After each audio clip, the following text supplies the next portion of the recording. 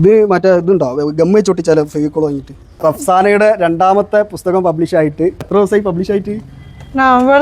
മാസങ്ങൾ കഴിഞ്ഞ് 5-6 മാസം കഴിഞ്ഞിട്ടാണ്. മൂന്നാമത്തെ പുസ്തകത്തിന്റെ പണിപ്പുരലാണല്ലോ ഇപ്പോ. മൂന്നാമത്തെ പുസ്തകത്തിന്റെ പേരുണ്ടോ? കഥകളാണോ നോവലാണോ അതും പറയില്ല. ഈ ഫുള്ള് സസ്പെൻസിന്റെ ആളാണല്ലോ. എന്നോട് പറ. ഫസ്റ്റ് ബുക്ക് വായിച്ചു. ഫസ്റ്റ് ബുക്ക് ഞാൻ വായിച്ചു. പ്രകാശനത്തിന് എന്നെ വിളിച്ചായിരുന്നു. ആ സമയത്ത് വരാൻ പറ്റിയിട്ടില്ല. ഓരോന്നിന്റെ സമയം ഉണ്ടല്ലോ. ദാസേട്ടൻ പറഞ്ഞ പോലെ എല്ലാത്തിനും അതിൻ്റെതായിട്ടുള്ള സമയം. ഇതാണ് കണ്ണാടി. ചെറുകഥകളാണ് അല്ലേ? ഇത് ഞാൻ വായിച്ചിട്ടില്ല. ആദ്യത്തെ പുസ്തകം ജിന്ന് നോവലാണ്. യാത്രകളൊന്നും അധികം ചെയ്യാതെ തന്നെ യാത്ര പോയ അതെങ്ങനെ എഴുതാൻ പറ്റിയത്? ഫേസ്ബുക്ക് ഫ്രണ്ട്സിനാണ്. എനിക്ക് യൂട്യൂബിൽ എഴുതാൻ പറ്റില്ല. എല്ലാവരും യൂട്യൂബിന് റെഫറൻസ് ഒക്കെ എടുത്തു. എനിക്ക് അങ്ങനെ തീരാവില്ല. എനിക്ക് കേട്ട് എഴുന്നേരത്തിയ എളുപ്പം. പലരോടും റഫ്സാനന്റെ വീട് വരുന്നത് കണ്ണപുരം റെയിൽവേ സ്റ്റേഷന്റെ അടുത്തായിട്ടാണ്. വാങ്ങാൻ താല്പര്യമുള്ള ആളുകളുണ്ടെങ്കിൽ നേരിട്ട് വന്നിട്ട് അയ്യപ്പോട് കൂടിയിട്ട് വാങ്ങിക്കാം. ഓൺലൈനിൽ ഓർഡർ ചെയ്യാൻ ആഗ്രഹിക്കുന്ന ആളുകൾക്ക് താഴെ നമ്പർ കൊടുക്കുന്നുണ്ട്.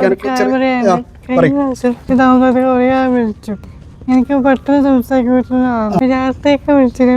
പാനിക്കാവും. മാക്സിമം കോളുകൾ കുറയ്ക്കുക. ഒരുപാട് കോളൊക്കെ വന്നു കഴിഞ്ഞാൽ റഫ്സാനൊക്കെ ഒരു പാനിക് ആവുന്നുണ്ട്. എല്ലാവിധ ആശംസകളും നേരെയാണ്. ഇനിയും ഒരുപാട് പുസ്തകങ്ങൾ എഴുതാനും ഒക്കെ പ്രചോദനമാവട്ടെ. യാത്ര ചെയ്യാൻ ഒരുപാട് ആഗ്രഹിക്കുന്ന ഒരു കുട്ടിയായിരുന്നു. ആ ഒരു പുസ്തകത്തിന്റെ പ്രകാശത്തിന് ശേഷം ദുബായിൽ പോയിട്ട് ഷാർജ പുസ്തകോത്സവത്തിൽ അവിടെ എന്തൊക്കെയാ സംഭവം ഉണ്ടായിട്ടുള്ളത്? എവിടെയാണെങ്കിൽ ഫ്രീ ആയിട്ട് പോവാം. ഒരു സ്ഥലത്ത് സ്റ്റക്കായി നിൽക്കുന്ന അവസ്ഥ ഇവിടെ തിരിച്ചത്.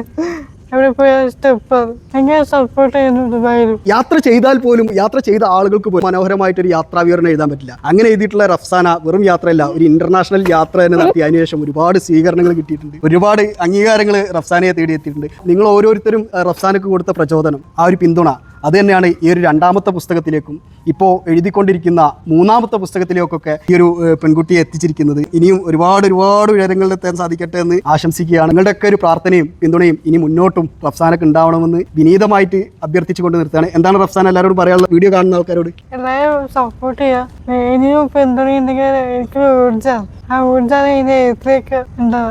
സപ്പോർട്ട് പ്രതീക്ഷിക്കുന്നു. യാത്രയെക്കുറിച്ച് പുസ്തകം എഴുതിയിട്ടുള്ള റഫ്സാനക്ക് യാത്ര ചെയ്യാൻ പറ്റിയെങ്കിൽ റഫ്സാനയുടെ എല്ലാ സ്വപ്നങ്ങളും പൂവണിയും. അതിന് നിങ്ങളുടെയൊക്കെ അകമഴിഞ്ഞ പിന്തുണയും പ്രാർത്ഥനയും കൂടിയേ തീരുവെന്ന് ഒരിക്കൽ കൂടി ഓർമ്മിപ്പിച്ചുകൊണ്ട് നിർത്തുകയാണ്. നന്ദി, നമസ്കാരം.